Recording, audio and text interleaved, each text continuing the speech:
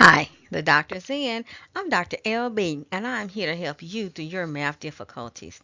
Today, let's take a look at composition of functions.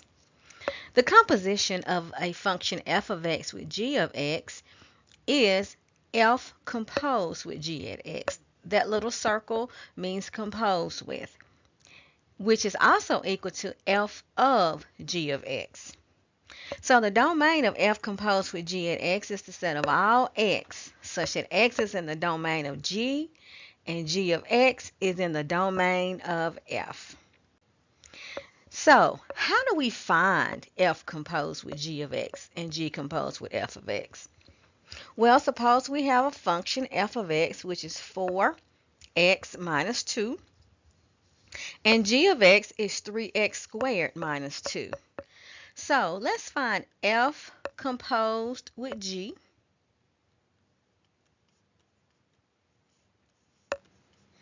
at x, which is the same as f of x or f of g of x. So what this means, our f is the outside function. So we're going to write our f of x function. Wherever there's an x, put a bracket. Okay? So f of x was 4x minus 2. So we're going to have 4 where that x was. Let's have a bracket and minus 2.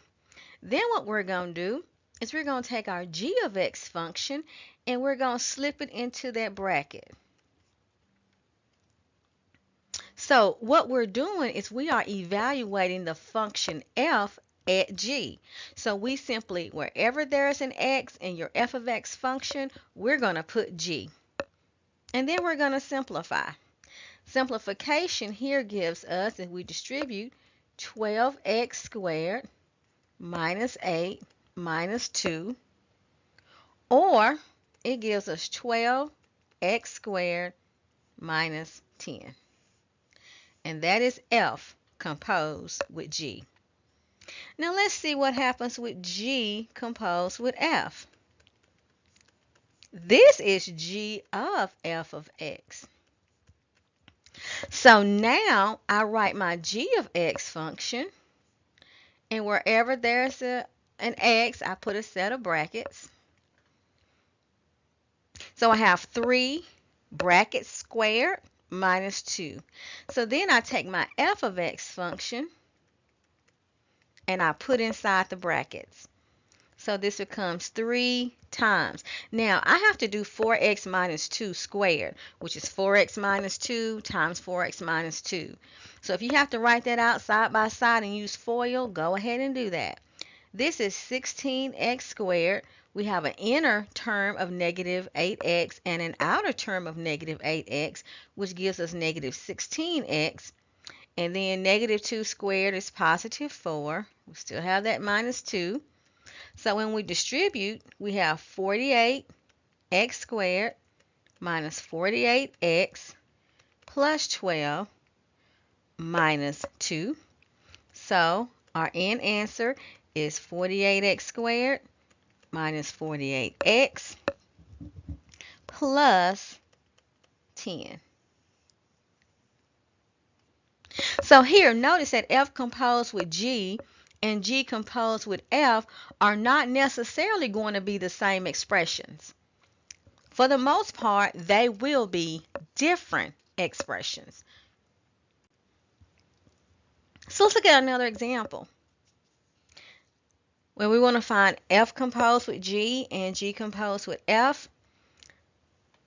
So f composed with g is f of g of x.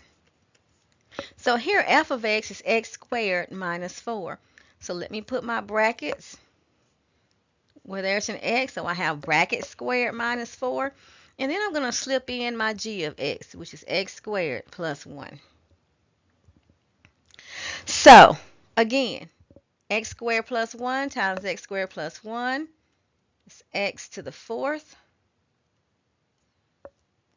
Then your inner term is x squared, your outer term is x squared. You add those, you have 2x squared.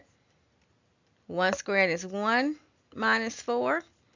So you have x to the 4th plus 2x squared minus 3.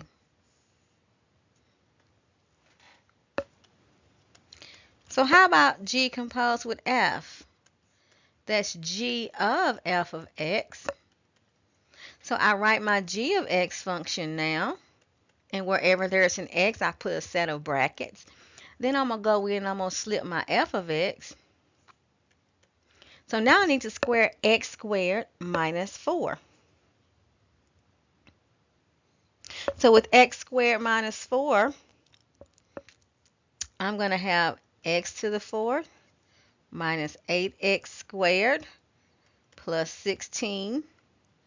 And then I'm going to have this plus 1.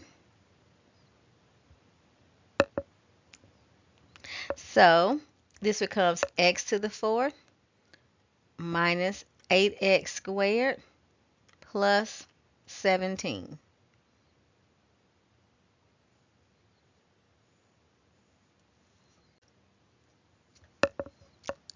And let's look at one more. Here, f of x is x plus 5 over 3, and g of x is 3x minus 5. So I want to look at f composed with g, which is f of g of x. So I'm going to write my f of x function, and wherever there's an x, I'm going to put a set of brackets, and I'm going to slip in my g of x, 3x minus 5. So when I simplify, those 5's will cancel out. I have 3x over 3, which is x. And I have g composed with f. That's g of f of x. So I write my g function. Wherever there's an x, let me write a set of brackets. I'm going to slip in my f of x function. Those 3's will cancel. I have x plus 5 minus 5, which reduces to x. Now, as I said before, f composed with g and g composed with f are not necessarily going to be the same. But there is a special situation that happens when they are both the same and they both equal x. So come back. We're going to talk about that next time. So remember, Dr. LB is always in. Please come back for more math help.